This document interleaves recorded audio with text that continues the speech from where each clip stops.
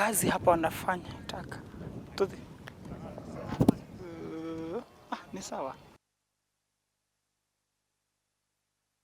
And the findings are that the purported human skeleton must have been buried in the mud not for the less than 2 years ago. I mean, analysis have indicated that those bones have been there for more than 2 years. They removed with the splint.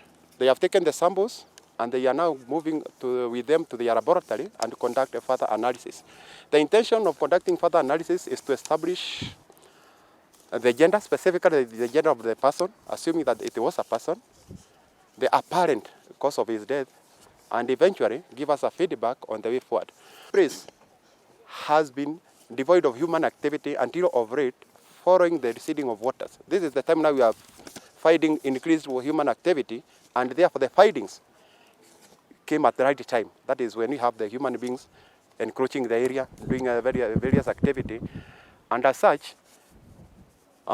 Sasa mimi nikikuja kaniauliza hii kichwa ni ya mtu ni ya mnyama, nikamwambia ni ya mtu.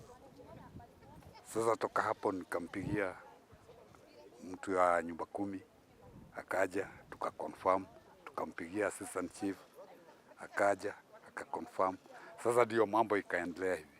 Na visa za watu kujirusha kwa mademu watu kadhaa, lakini hatujapata kesi kisha kama hii ya mtu amekutwa mahali amepatikana amekaa siku mingi akiwa amekufa. Hii ni mara ya kwanza, lakini watu wengi wamekuwa wakipatikana wamekufa kwa demu, lakini wengi wanakuwa wakujirusha.